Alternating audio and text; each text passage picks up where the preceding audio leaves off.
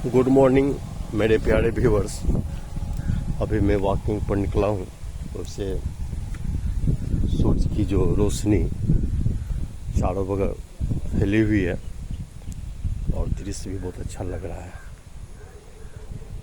आज मैं जिस टॉपिक पर चर्चा कर रहा हूँ ज़्यादा बृहत नहीं है, लेकिन थोड़ा सा ये इस चीज़ को मानना पड़ेगा कि पॉलिटिकल में जो अस्थिरता क्यों नहीं हो पाती है।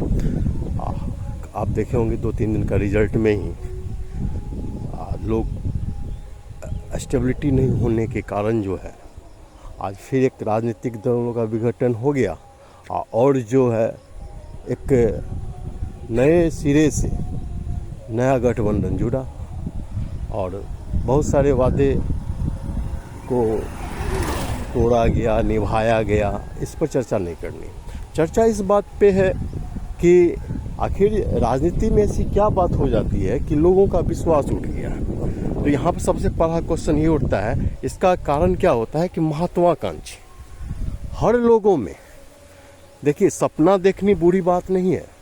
आप सपना देखिए, आप बहुत बड़े सपना देखिए, लेकिन सपना को अपने जीवन में उतारने के लिए जो आप मेथड अप्लाइड कर रहे हो अपने लाइफ में वो गलत हो जाता है।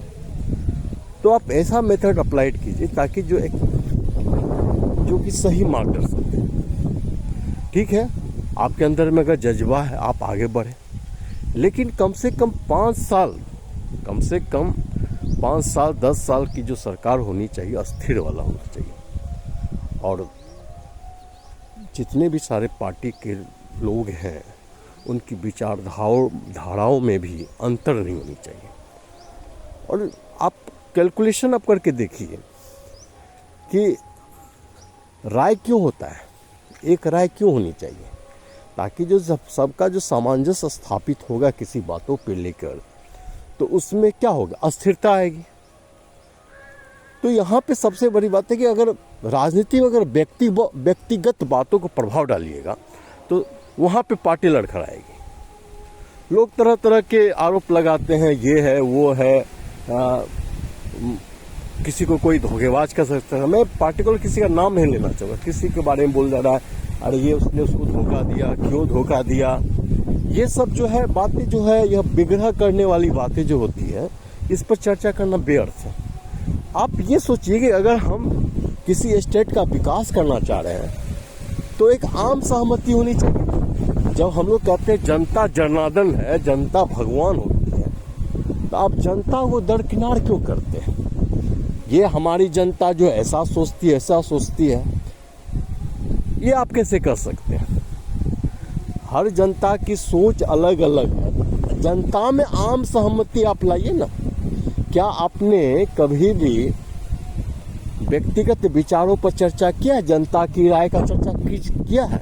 आप एक पोर्टल तैयार कीजिए जिसमें जो है जनता की राय दीजिए, जनता की राय लीजिए, उसमें उसका क्या कथन है, क्या कहना चाह रहा है, उसके कैलकुलेशन के आधार पे आप निर्धारित कीजिए। आप तो ऐसे करते हैं, आपकी सरकार जो है 4 साल 5 साल चलती है और उसके बाद जो है दिल मिला के जो है पटरी पर से उतर जाती है। तो ऐसी स्थिति में आपकी सरकार कैसे चलेगी? मैं एक पार्टिकुलर किसी विशेष पार्टी के बारे में नहीं कह रहा हूँ। मैं यह आने वाले समय का भविष्य कैसा होगा इसको निर्धारण के लिए सबसे बड़ी बात है कि डिटरमाइन होना पड़ेगा। रोजगार का सृजन एक अलग बात है, वादा निभाना एक अलग बात होती है।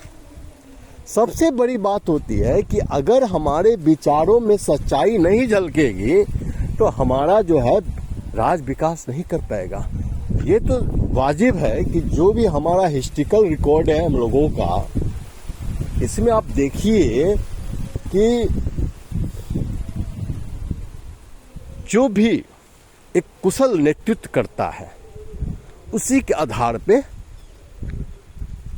राज्य का विकास होता है, देश का विकास होता है। यहाँ तक कि अगर पार्टिकुलर यूनिटी एरिया की बात करें तो वहाँ बढ़ चढ़ के विकास होता है। तो इसी बातों को लेकर मैं यह कहना चाहता हूँ प्यारे व्यूअर्स कि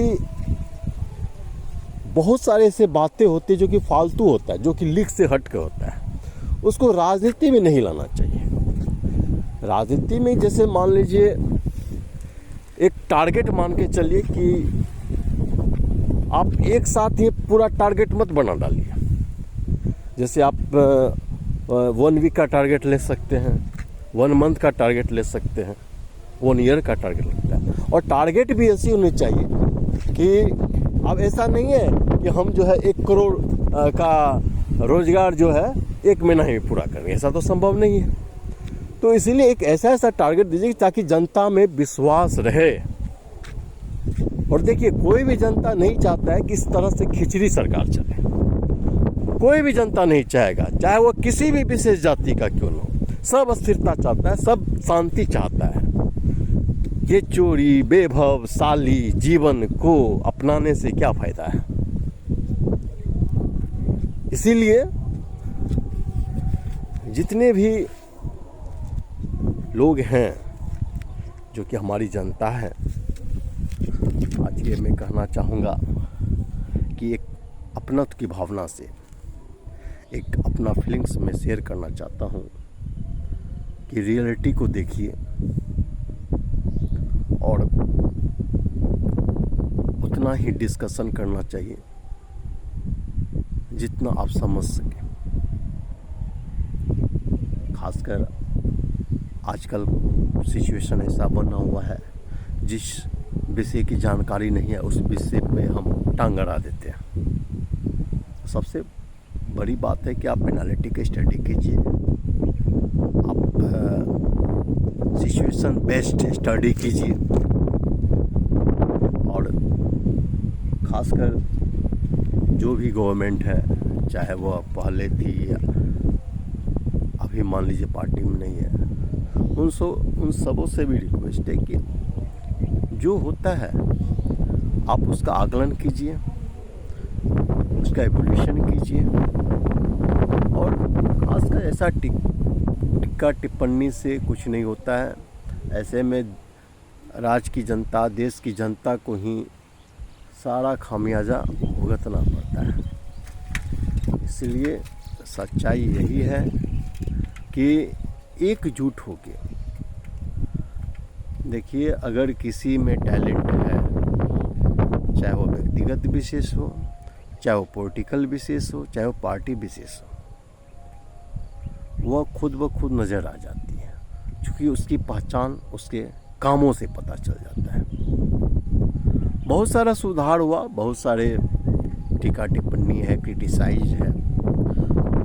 तो पुरानी बातों को भूलकर एक नई योजना के तहत विकास का परचम लहराना चाहिए। आगे मैं क्या कर सकता हूँ, आप लोग समझदार हैं। जय हिंद, जय भारत।